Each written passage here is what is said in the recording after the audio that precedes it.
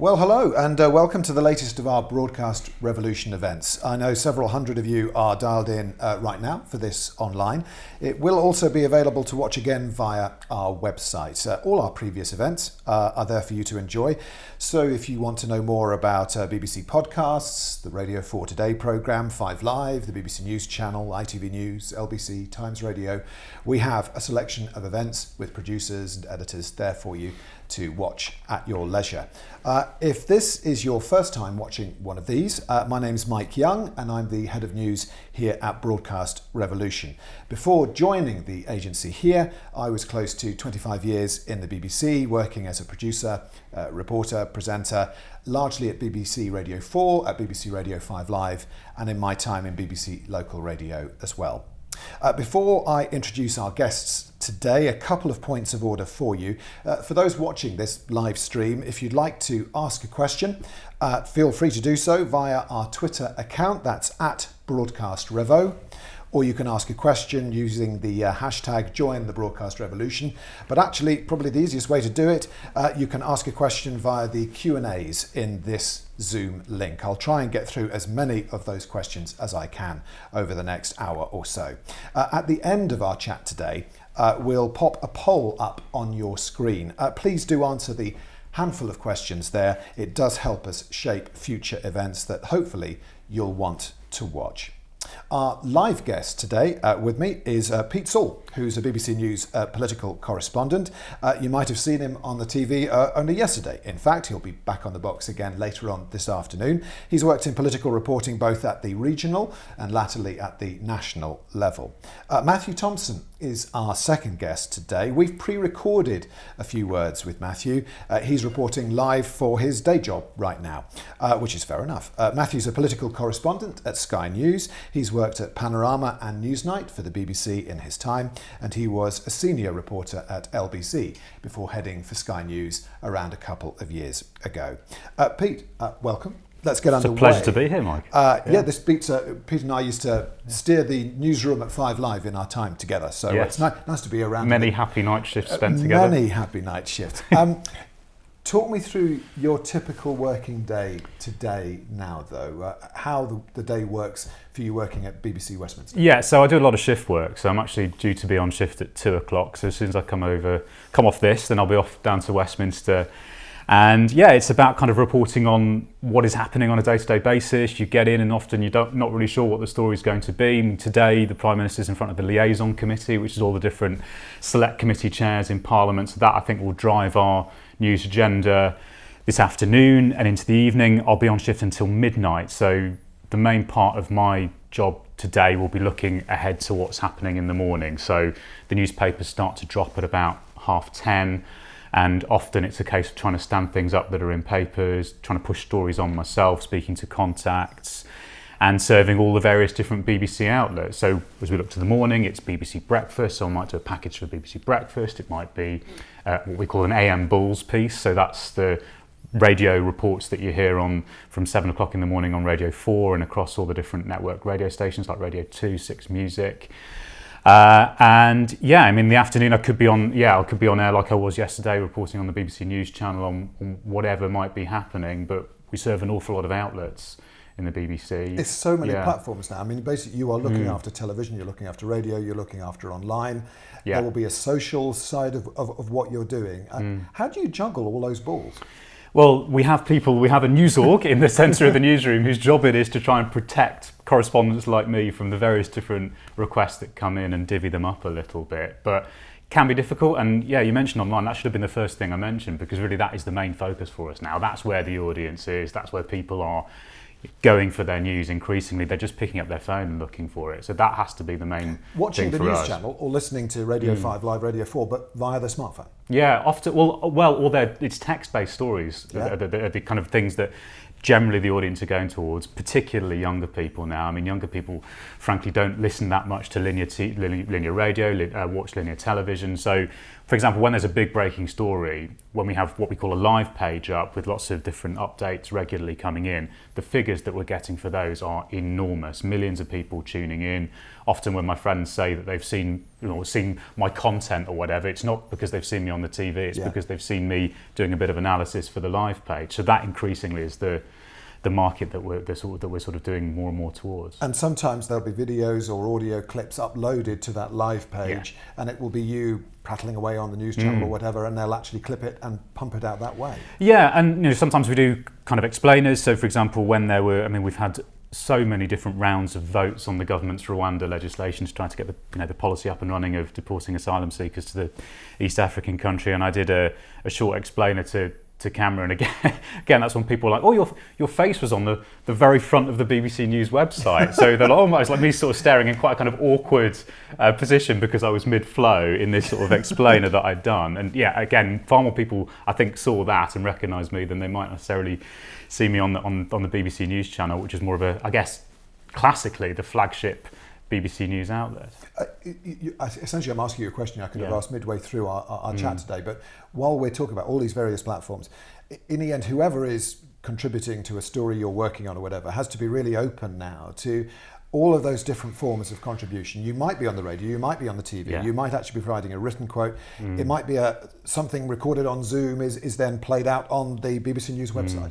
Yeah, absolutely. And I think just bits of analysis, if you represent an organisation that has expertise in a certain area, then we're constantly looking for just bits of expertise there that we can throw into our live pages, and even if it's just a very short quote that can go up 2 or 3 pars, that's really useful. It might be that helps me inform my analysis as well. I'm trying to always look for a different angle into a story because there is this huge appetite for it, particularly on a big day like a budget day.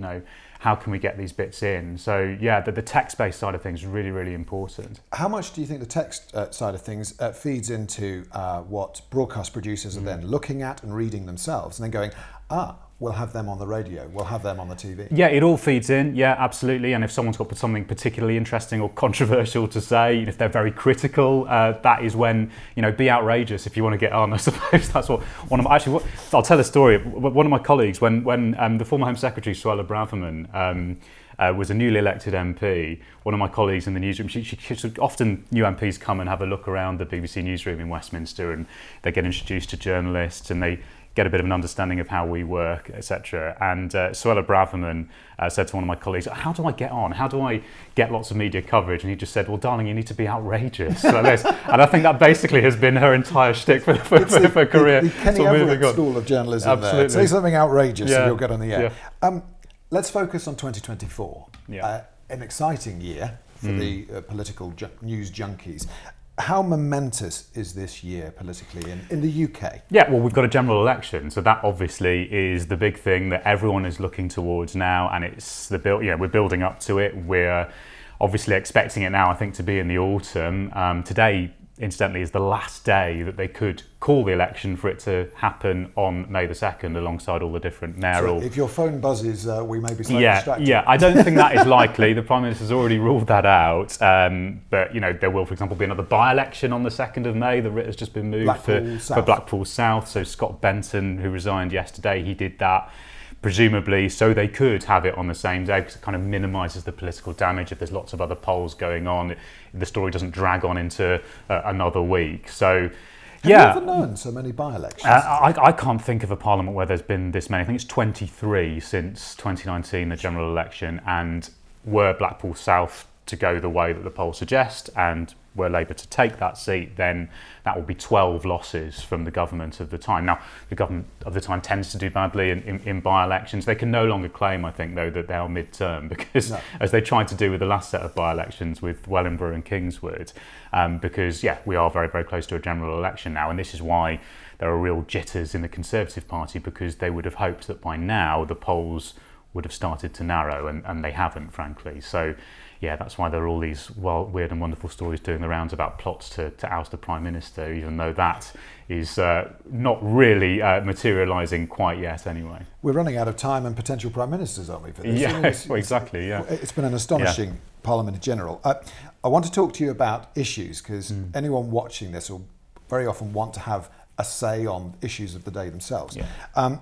I'm really pleased that we've been able to link up with Matthew at Sky News. I spoke with him late yesterday, knowing he was going to be live reporting today on Sky News. I asked him to identify three areas that are going to play big in the run-up to the general election. It'll take us a few seconds to play in his answer for this, but here he is talking about the issues that are going to play big in the run-up to the general election. So much of what any incoming government, whether it be Conservative or Labour, wants to do is dependent on economic growth. The Rachel Reeves, the Shadow Chancellor, just gave something called the Mace Lecture, which is a sort of lecture to city bigwigs that is generally given by people who, are either the Chancellor or soon going to be the Chancellor. And I think she said the word growth something like 58 times, because growing the economy means that you have more money to spend on public services and do all the things that, that a Labour government will want to do.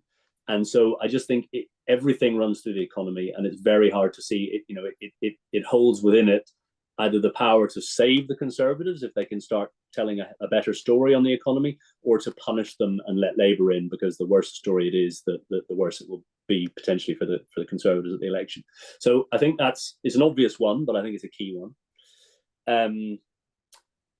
Then I suppose secondarily to that, I would probably say public services, because I mentioned Rachel Reeves and her growth speech.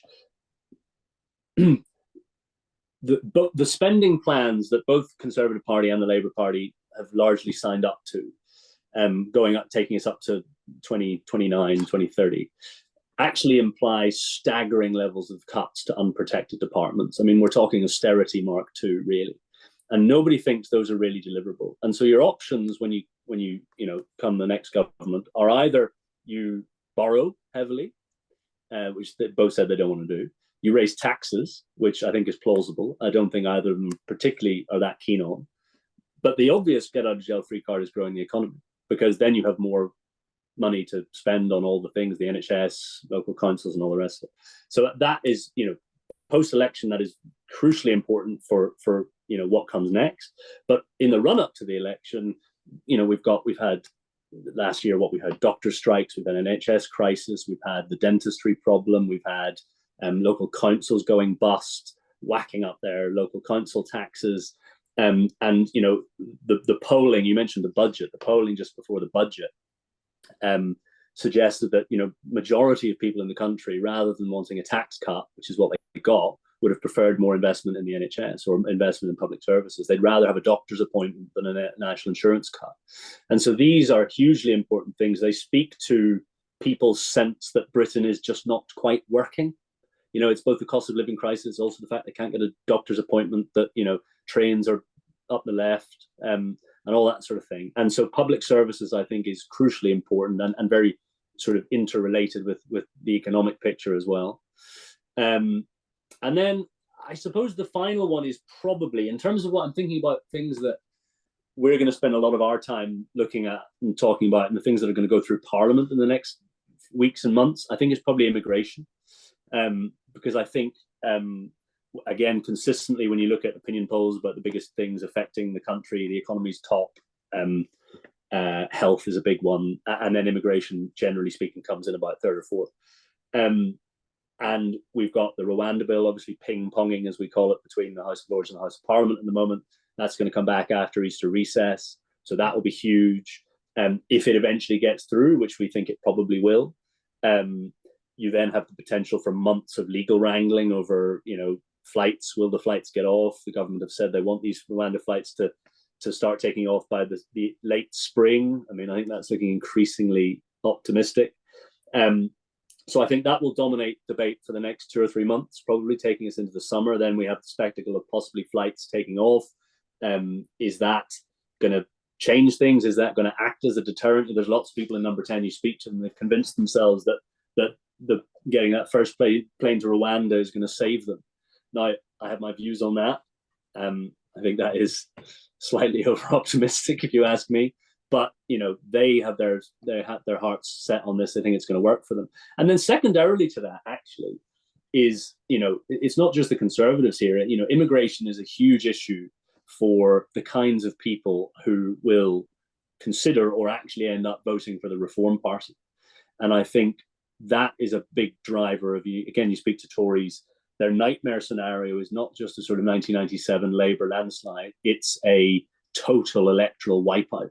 And that is what happens when you have a vote that is squeezed between a resurgent Labour Party on one hand and a rising Reform vote on the other.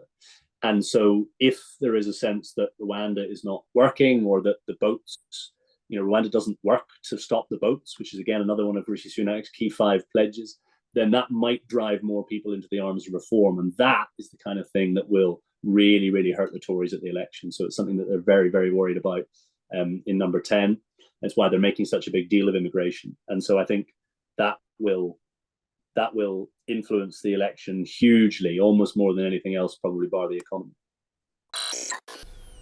Video's on. So that's Matthew from Sky News, identifying the economy, public services and immigration as 3 big issues for this election year.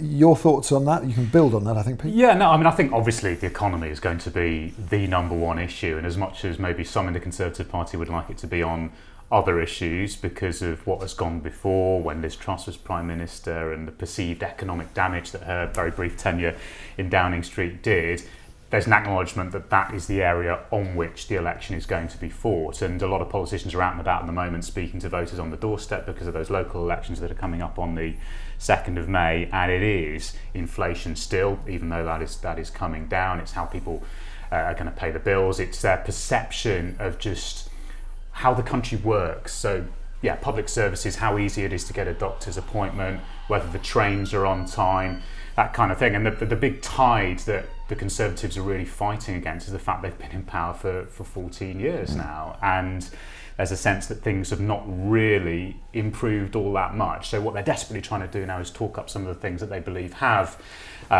improved in their time in office, and also the global factors that they've had to contend with, the war in Ukraine, the pandemic. They don't want to talk about, well, I suppose they still want to talk about the positives of Brexit, but perhaps not the negative side of things from Brexit, even though I guess in an economic sense it's the pandemic and Ukraine that has dwarfed that sort of economic impact of that. Yeah, I think immigration is an issue to an awful lot of voters. The small boats issue is something obviously the Conservatives are going to continue to talk about, but there's a danger there, of course, that no flights or very few flights actually take off to Rwanda before the general election happens. The one area that Matthew didn't really talk about that much, I think, is crime and antisocial behaviour. That I think is going to be a big issue on the campaign trail.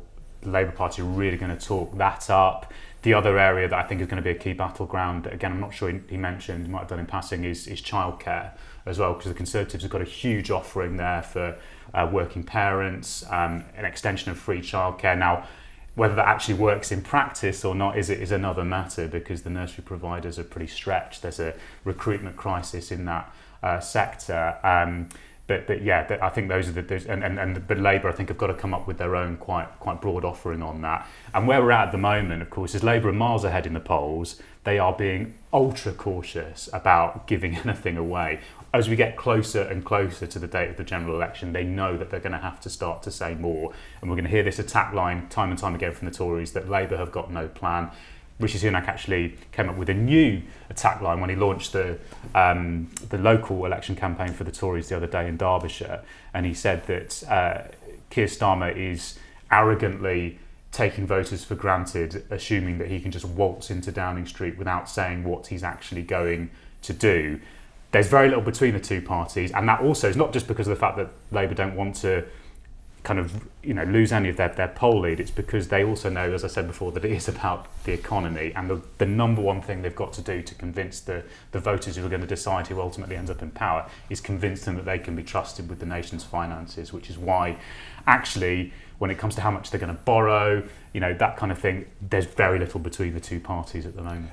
We've heard, under that economy umbrella, of course, the cost of living crisis. It's been talked about, I think, for the last 2 years. It's probably been the number one story. You sense it continues to be so. Yeah, and the other thing to look out for is another fiscal event before the general election. A lot of Conservative MPs think that there will be another autumn statement, which is a bit like a sort of mini budget. And that will give the Chancellor another opportunity to potentially cut taxes. And their big hope in the Conservatives is that people start to feel the impact of these tax cuts. We've had a 4 percentage point cut in national insurance, which has not really changed the dial at all politically thus far. Inflation has been coming down, but of course the prices that people are paying in the shops are still going up, albeit just not quite by as much as they were a year or so ago. The other thing that's a real concern to the government at the moment is the fact that, the more we go on, more and more people are coming off their fixed rate mortgages, and all of a sudden their monthly mortgage payments are shooting up overnight, and that is a constant issue. So yeah, and even though we've got a new administration now, and Rishi Sunak, by the time it comes to the general election, may well have been in Downing Street for 2 years, the damage of what went before under Liz Truss is something that he's having to still deal with, as well as actually I think what happened under Boris Johnson as well. Although Boris Johnson was a very effective campaigner and won over an awful lot of voters in 2019, the sort of reputational damage that Partygate did and the various different scandals around the Conservative Party is still something that I think the current Tory administration is struggling to shake. It's staggering for someone like you working professionally day to day in politics to see essentially a Tory landslide in 2019 with arguably a single issue election, if you could have one, Brexit being the order of the day there. The capacity for such a landslide for the Tories to potentially become quite a significant success story, maybe for Labour, the impact of reform, all sorts of things we can talk to you about. Thank you, Rebecca Andrews, who's sent in a question. Easiest way to feed your questions through to us, a question for Pete, is via Zoom, the Q&A there. Rebecca Andrews asks, Pete, interesting to hear about the key issues. I'd be keen to understand where you think climate, environment, nature will fit into the equation, how these might be covered, particularly given, for instance, 2030 commitments coming up closer. Yeah, and of course the Conservatives have rowed back on some of their climate commitments because I don't know if this is correct or not, but they believe that maybe in some of the areas that they need to hold on, those so-called red wall seats where you've got a lot of kind of traditional Labour voters actually, but people who are quite socially conservative, the net zero agenda doesn't play that well. So I mean, I think, climate is, for a lot of particularly younger voters, the number one issue, but I think Labour are pretty confident that they've got those voters largely sewn up. And maybe they are taking voters for granted. There's a danger that they kind of go to the Green Party if Labour are not saying enough on the green agenda. They, of course, had this pledge, didn't they, of spending £28 billion a year on the green industries of the future. Well, they've scrapped that now because of this North Star that they point to of having to be seen to be trusted on the economy, on the nation's finances. So I suspect that when we come to it, environmental issues might start to, because they're not necessarily coming up on the doorstep talking to politicians. Yes, it's a huge issue to an awful lot of people. It's the single biggest challenge we face as a species, globally, isn't it? And it's, but I think that's maybe something that when we come to the next general election in 5 years' time will be higher up the agenda because of those targets that have been set. So Labour have said that they're going to have green energy entirely by 2030, haven't they? Which is a huge pledge. Big questions about how they fund that. That's something that the Conservatives will really pick up on the campaign trail. Does that mean that there'll be tax hikes? Labour says no. They'll rely on private sector investment as well as some borrowing. As well. There's still this target of 2035 now to have everyone, or a ban on the sale of new petrol and diesel cars. So yeah, I think it's an interesting one. It's an interesting question because it clearly is it's bigger than all of the issues, isn't it really? In the long term, arguably, in the long term. But I think as we get closer to those sort of legally binding targets, that the 2050 net zero target as well, it will, and I suppose when individual voters start to feel the impact of some of those greener things, which we've already seen to a greater or lesser extent. Take, for example, the expansion of ULEZ in London, although that is ostensibly about air pollution rather than climate change, it kind of speaks to those wider green initiatives, and it's felt like it's impinged on people's individual freedoms, to be able to travel in the way that they once were able to. And that ULEZ, that ultra low emission zone for London, it was fascinating to see how it impacted by-elections in the southeast, in the London area as well, and arguably results of by-elections were steered by that one policy. It's had a massive impact on Rishi Sunak's thinking. I think that one by-election result, perhaps too big an impact on his thinking. But yeah, I mean, this kind of idea of the Conservatives being on the side of motorists, a war on motorists, and they'll point to what Labour-run local authorities have done in all different parts of the country in introducing low traffic neighbourhoods, which are quite controversial, quite divisive. Even though actually that was a government-led initiative when Boris Johnson was in power. And they're trying to, I suppose, speak to this idea that some of these green initiatives do impinge on people's personal freedoms. And we may get more of that as we get closer to the general election. Let's fire through a bit of a quick question-answer session, if I may, because as always, one question breeds lots of other questions. Tom, thank you very much for your question coming through. In part, you've answered this. Tom's from the Green Alliance. Do you have a sense of a unified public mood or national concerns this election? You've talked a little bit about the Tories winning some quite traditional Labour seats. Is there a different priorities in different constituencies when you're talking about red wall, blue wall, etc.? Absolutely there is, and of course the Conservatives are facing in two different directions. In the blue wall, as you call it, parts of largely the southeast and the southwest of England, it's the Liberal Democrats who are the main threat. And in those areas, actually speaking to the previous question about the environment, the Lib Dems really believe that there's some key issues there about the local environment, whether it be the quality of rivers. So the Lib Dems have talked an awful lot about sewage dumps into rivers, for example. That they believe that is a key issue with the kinds of voters that they're trying to target. People who used to live in cities and might have voted Labour, now have moved out, had kids and moved to a slightly more rural area and have a far greater concern about their immediate local environment. I think more generally, actually, post-pandemic, because people are spending, particularly middle-class people, are spending more time at home, working from home, there is this greater sense of caring about what is happening in the immediate surrounds of your home. So that might be that how clean your local park is, the state of your roads. I mean, it's a cliche, but I was talking to potholes matter. Exactly. I was talking to one of the mayoral candidates on the 2nd of May, and he said that's the number one issue that's coming up on the doorstep. And he is mayor, were he to be elected, would not have direct responsibility for potholes. It would be the local authority rather than him. But it's this kind of thing really matters to people still. So it will be quite patchy. There'll be a national campaign which will be looking at broad themes, but you have to watch out also for what's happening in individual constituencies. And the Lib Dems are very clever about doing things that might play well locally and actually saying something slightly different on a national level. And arguably, somebody watching this right now, maybe targeting regional coverage, should really tap into, what is important, not just even in a region, sometimes county by county, city by city, to actually see, because you and I were talking before we went on air today about regional television 6 o'clock, 6:30 news programmes. They're getting a third of a million audience, many of these. I mean, these are big audiences that you can tap into with regionally important issues. Yeah, I think the 6:30 news bulletins are the kind of holy grail to the political parties, actually, because they know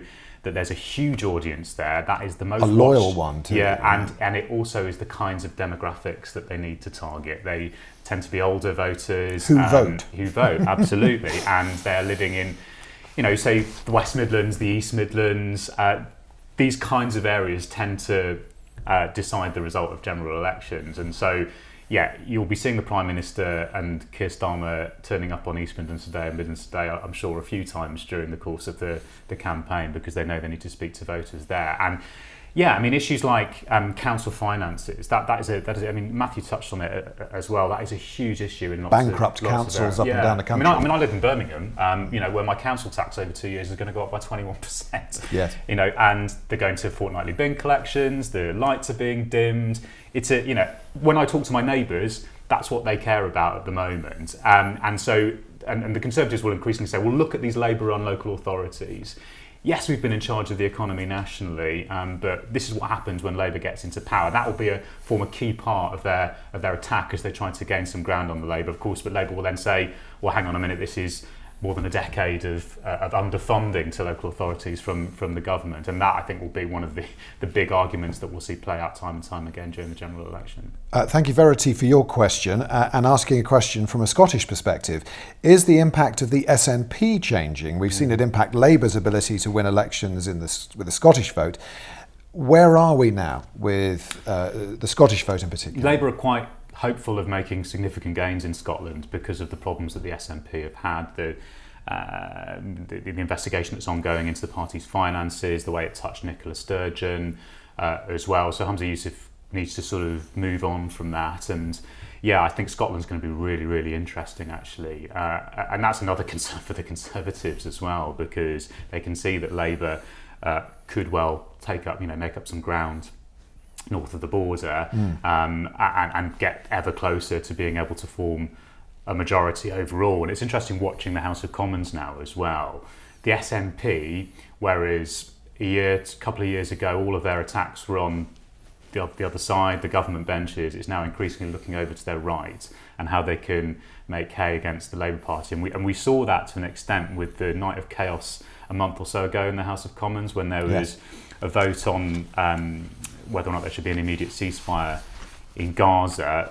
The Speaker arranged it in such a way that Labour would see their motion voted on first, even though it was the SNP's day. It was supposed to be their opposition day debate, and the SNP made real hay with that, and that partially, although they will say that this is down to doing the right thing, was down to the fact that they want to cause maximum damage to the Labour Party. Those watching this conversation right now, PR, commerce professionals, charities, universities, brands large and small, how did they enter your reporting world? Because you will feed off the politicians a great deal. You'll speak to members of the public, you'll be doing the vox pops on the street, but there'll also be the context time and time again that you need, and you'll get that from the range of people who are watching today.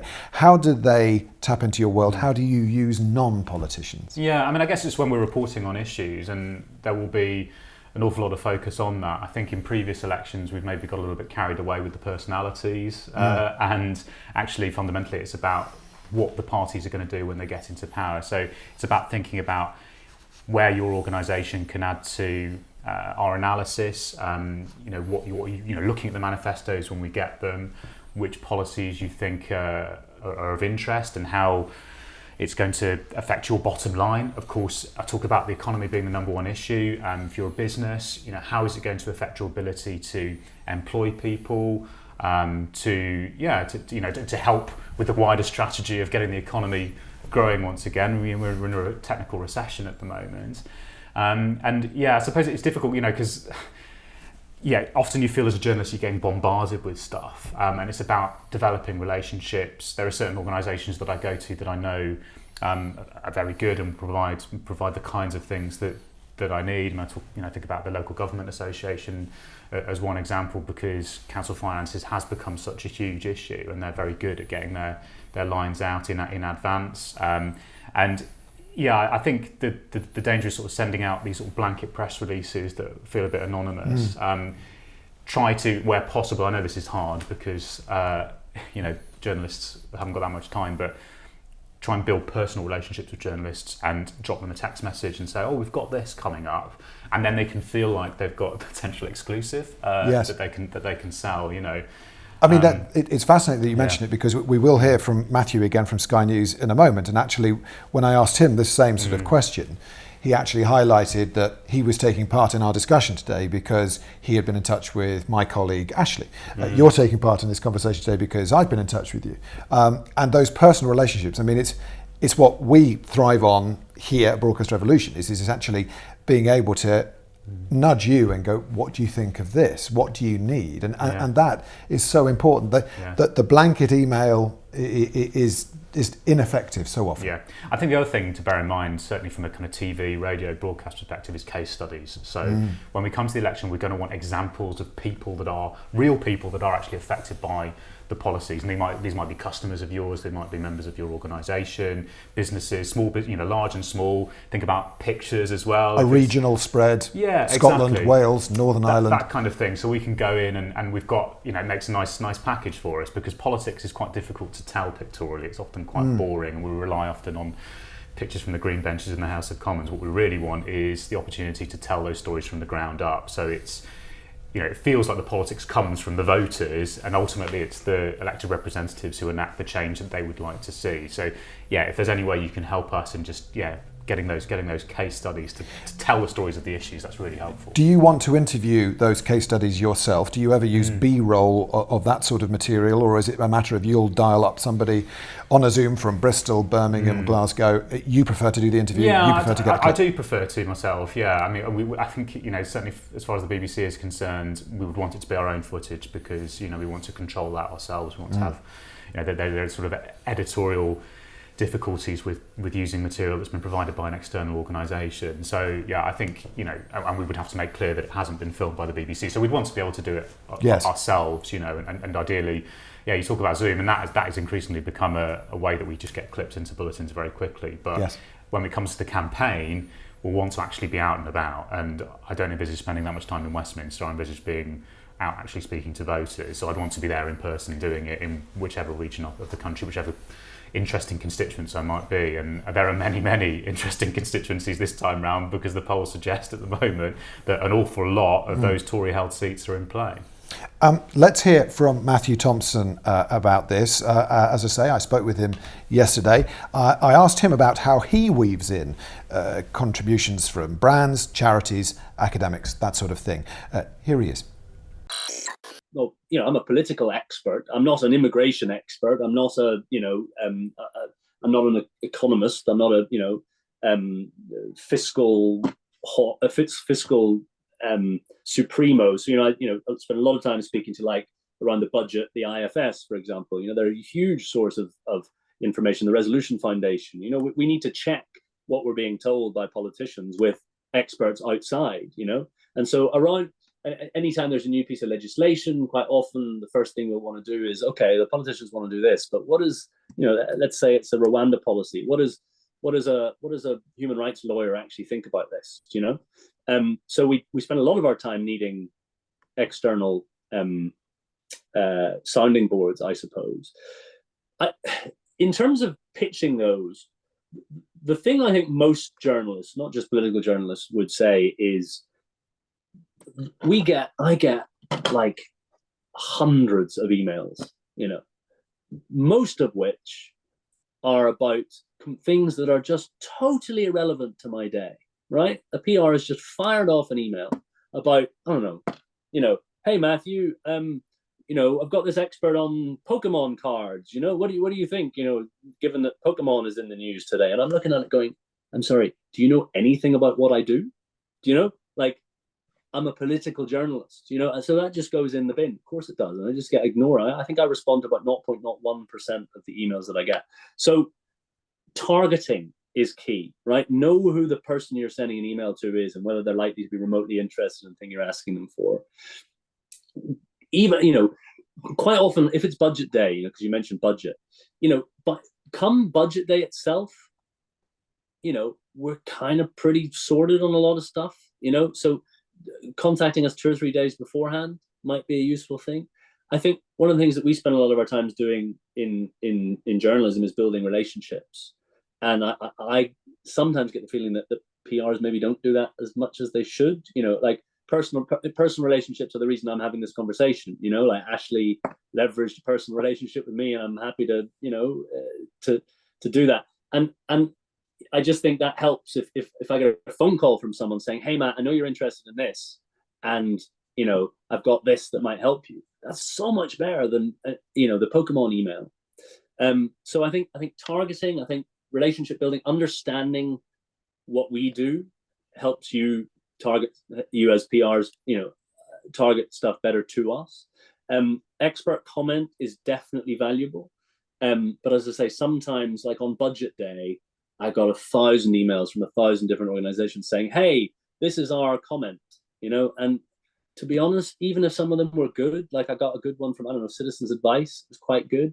I just didn't have the time or the energy to properly, get it involved. And had they contacted me 2 or 3 days beforehand and said, hey, what are your plans for a budget? And, could we maybe set up a clip? And that's very useful for me, because then I can be like, right, at 12 o'clock on budget day, I've got an interview in the bag with Citizens Advice, right? Rather, when I get their comment on the day at 3 o'clock, when I'm buried in a budget textbook, that's just, it's a bit too late by that point.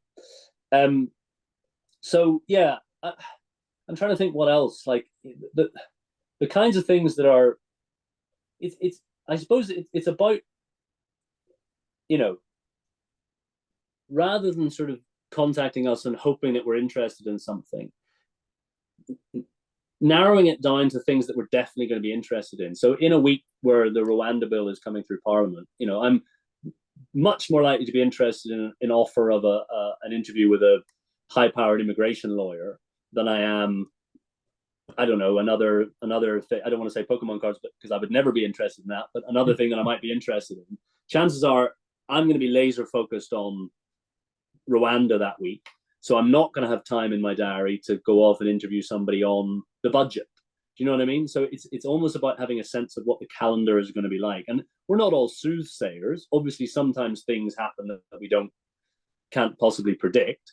And on those days, by all means, it can be useful to have offers. So, today, for example, I'm not working today, but I've had several emails from people about would I like a cybersecurity expert to talk about China, right? Probably I would if I was working today, right? So, those kind of things, absolutely do. But again, we knew about the China thing yesterday.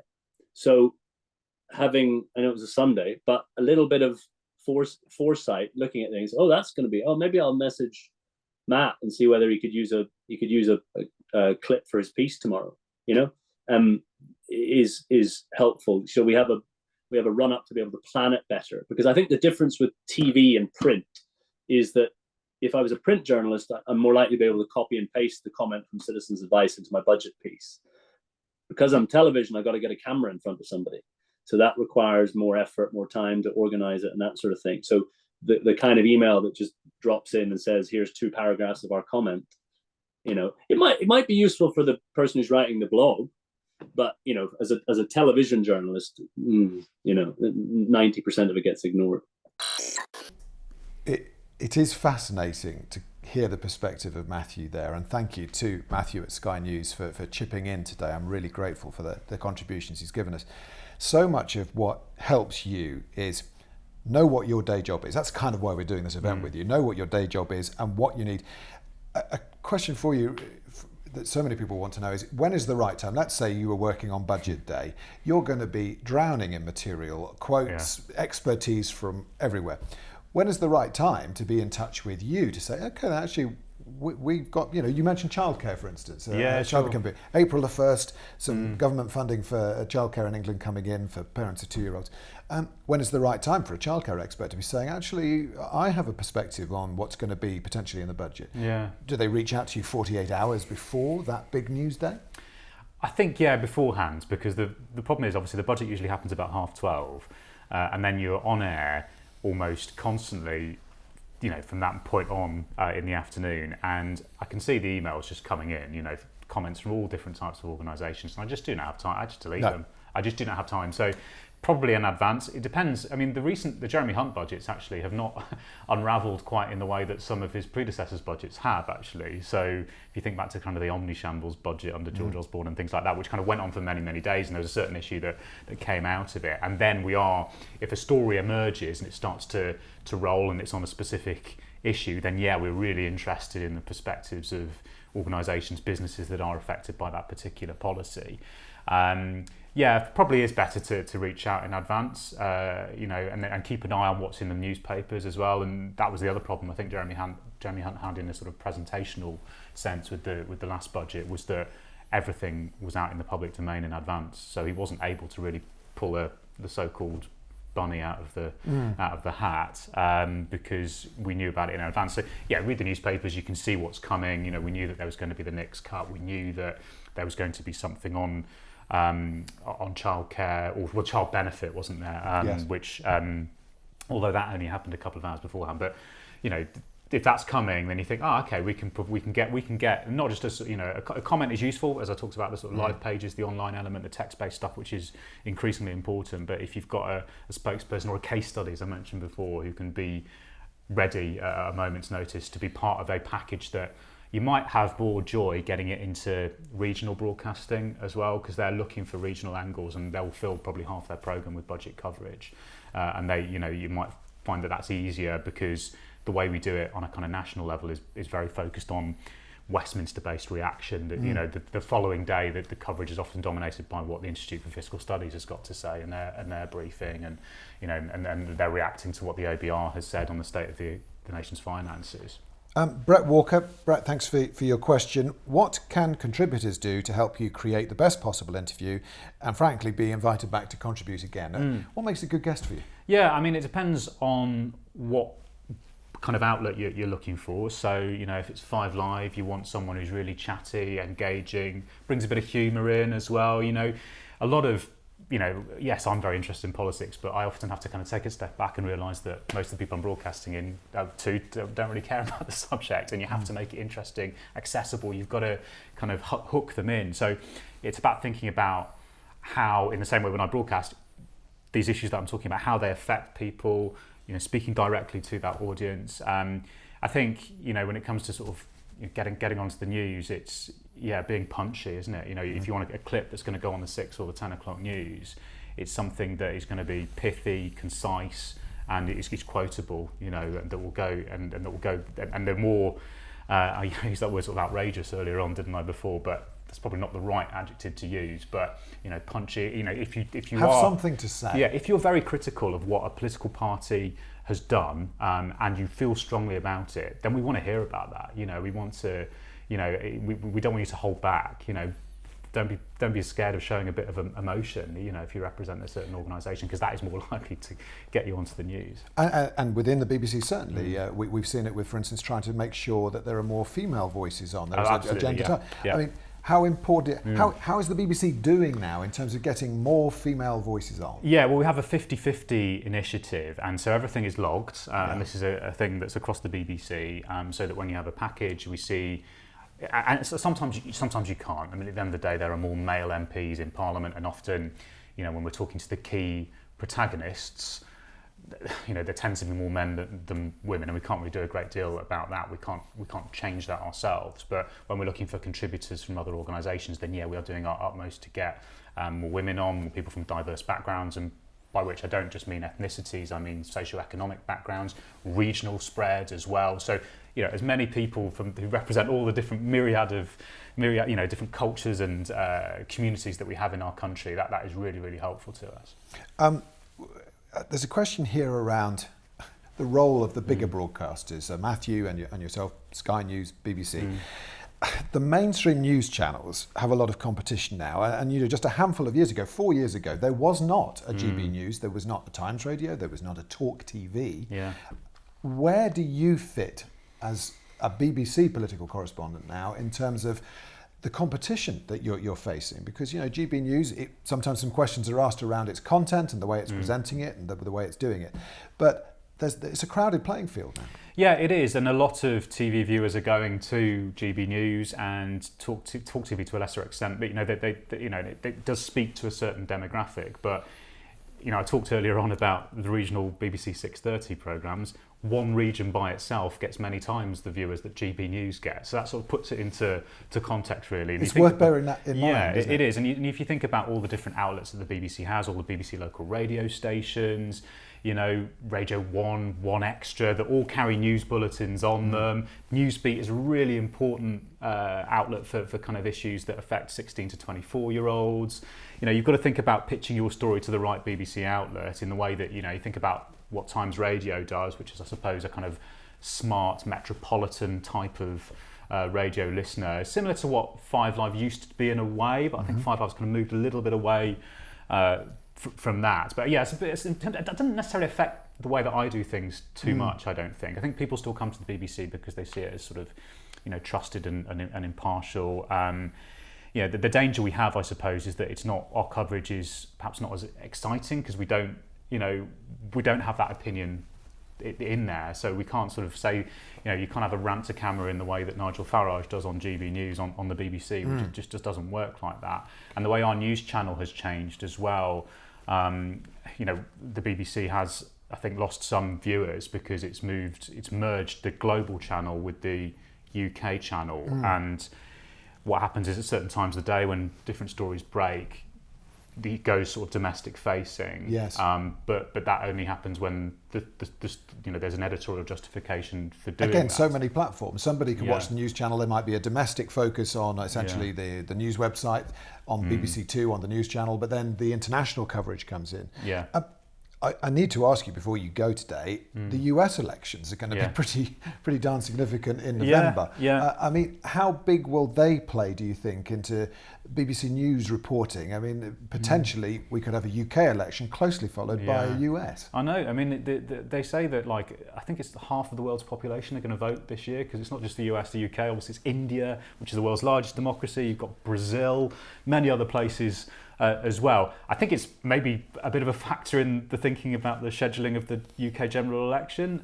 November, were it to clash with what's going to happen in the United States, might be a little bit of a distraction. And what the danger, I suppose, for British politicians is they get kind of caught into commenting on what's happening on the other side of the pond. So maybe that's why I think a lot of people are suggesting that October seems more likely for a general election in the UK. You never know. I mean, the Prime Minister, I think, is constantly looking at the polls, and if there's a change, then he could call an election sooner than that.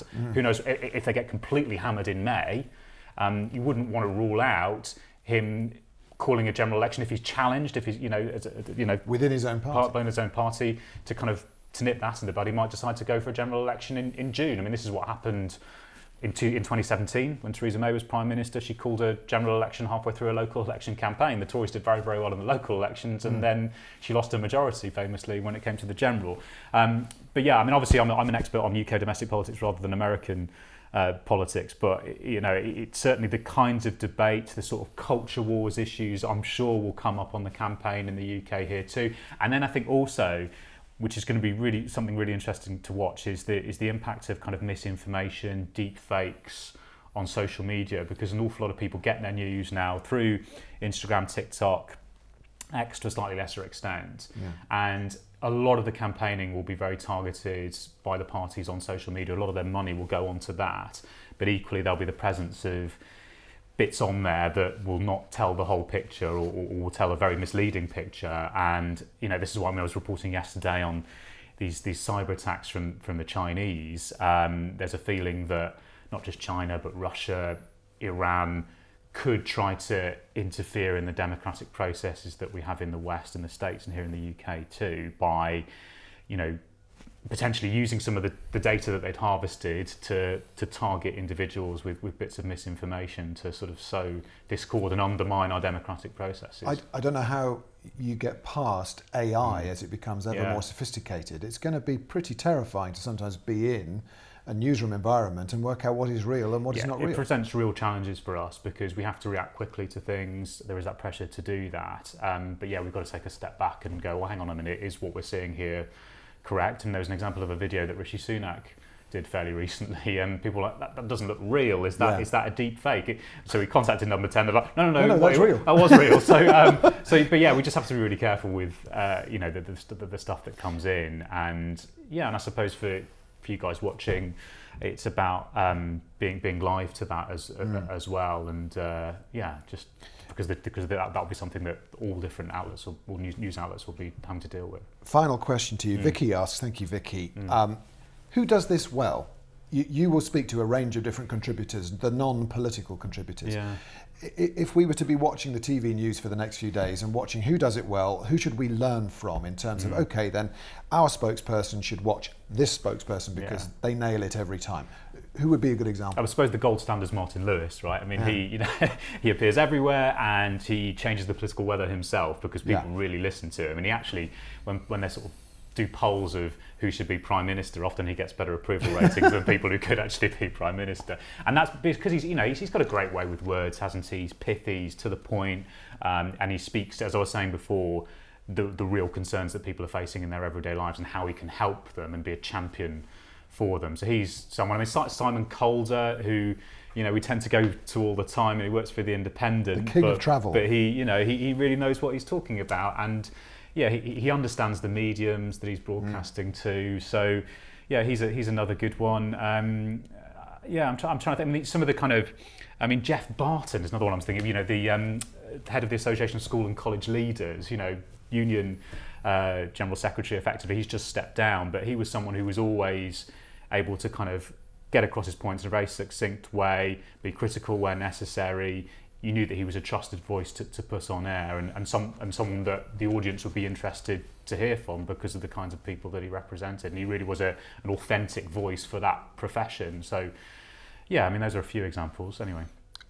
Thank you for your thoughts today. I think Yeah. one thing I'll take away from our conversation today is you emphasising, and you've worked for BBC East Midlands in your time before you went to BBC Westminster and the national coverage, is the importance of those large regional newsroom television and local radio still have, you know, despite all the changes, you know, hundreds of thousands of listeners, 100, 200,000 listeners per station. Yeah.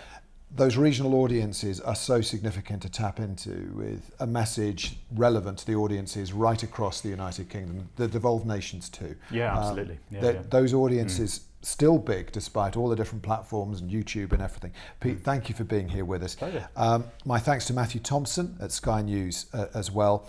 That poll I mentioned right at the start today, it should be appearing on your screens now or nowish. We greatly appreciate your input as always. It does help support and shape these events in the future. Speaking of these events in the future, our next one is speeding towards us. Join us online at 4 p.m. That's on Thursday, the 11th of April, for a focus on podcasts. Now, we did a big focus on BBC News podcasts a little while back. Our head of production, Sarah Cann, will be focusing this time on the Global Group and the expansion of its podcast offerings. I mean, goodness me, recent additions there, The Sports Agents, Greg Wallace's Piece of Cake, Frankie Boyle's on there too. Now, Chris Lander, Global's head of comedy and entertainment podcasts, will be joining Sarah, as will Emily Sandford. She's a senior podcast producer at Global. If you aspire to be being seen and heard in a podcast, that's the place to be. That's 4 p.m. on Thursday, the 11th of April. Do get in touch with us if you'd like to watch that one. I hope you've enjoyed today. I hope it's given you some insight and some maybe fresh perspectives on chipping into the political coverage of the likes of Sky and BBC. And thank you very much for watching.